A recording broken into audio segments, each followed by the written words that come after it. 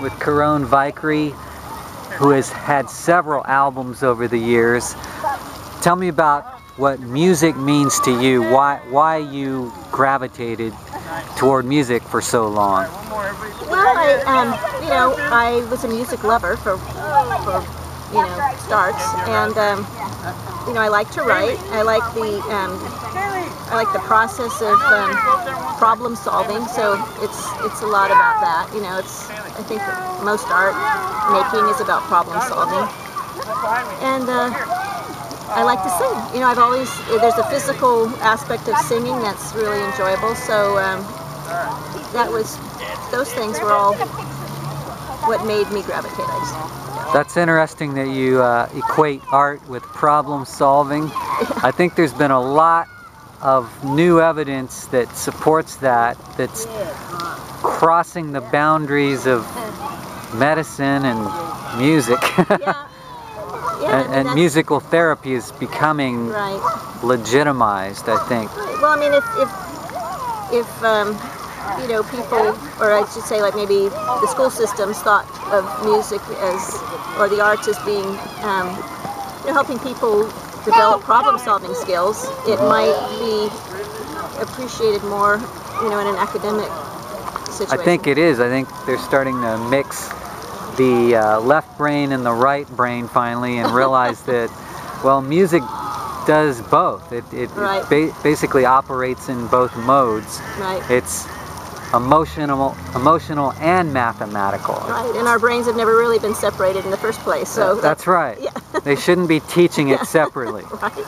So music, basically does it all. Right. And I think that's why music continues to be what's called the universal language, is because everybody has some kind of attachment to music. Yeah, it hits you on such an emotional level. I mean, it's sort of our little way of doing what nature does. All creativity is. It's kind of, it's a creative form of communication. Yeah. And what's funny is it's really that simple, yet it's such a mountain to climb to try to be successful at music, to try to have a national hit or whatever, or get recognized. And that's why I keep coming back to your song Carry Me Back by Caron in 1980, is because that was a local hit that basically got played as if it were a national hit, around the clock on the radio. Yeah, that was such a fluke. And that just hasn't happened a lot in Sacramento. So for me, it stands out as one of those monumental hit songs.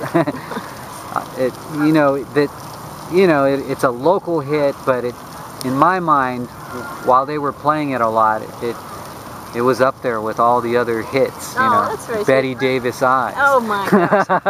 Yeah, I mean, now if I think about those songs, like I said, I was probably 19 years old when I wrote those. It's like I can't even stand them. I think like, oh my gosh, this is so terrible. But at the time, there was like an innocence to it that almost makes the craftsman, almost kind of forgives the poor craftsmanship of some of the lyric writing and whatever, which I can appreciate. I kind of try to overlook the poor craftsmanship and go and think, oh well, there's an innocence to it, so that's nice. Well, I guess I can see what you're saying. I mean, it to me still sounded, for the time, it sounded intelligent. Oh, okay. There just wasn't a lot of history for Sacramento music. I mean, there was Spiral Staircase had the hit More Today Than Yesterday. Roger Voudouris had the hit Get Used to It. Right. Timothy B. Schmidt had just joined the Eagles and had the hit I Can't Tell You Why. Yeah, those were real hits. Those were the real deal. But Sacramento just wasn't on the map. It wasn't on the radar. And then Steel Breeze, of course, they came out a few years later.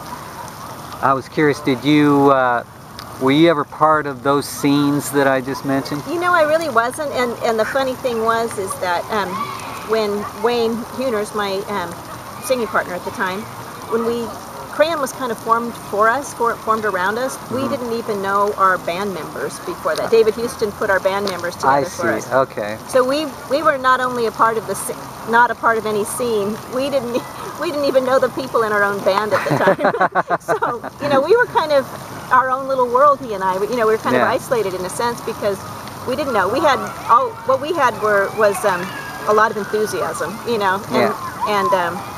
But it was intimidating for us because we were young and they were older than we were, and we had never. My first musical gig was like a sold out show at Sac State. There were hundreds of people out there, and I'd never played a gig before. After that song was a hit? Yeah, the song was a hit before I'd ever played a gig. Wow. Okay. So it was intimidating. So then you started doing gigs. How long did that go on? Right, you went at solo gigs or with Crayon? Well, basically just playing live in any configuration. When we were in Crayon, we played, quite a few sort of high-profile gigs, and we did that for, I think, probably a year or so. It was kind of short-lived because the band broke up. And then as a solo artist, I played for years, with various band incarnations. So, I've been playing music in one way or another for at least 20 or 30 years, 25 years, something like that, a long time. But when we first started out, no, it was all new.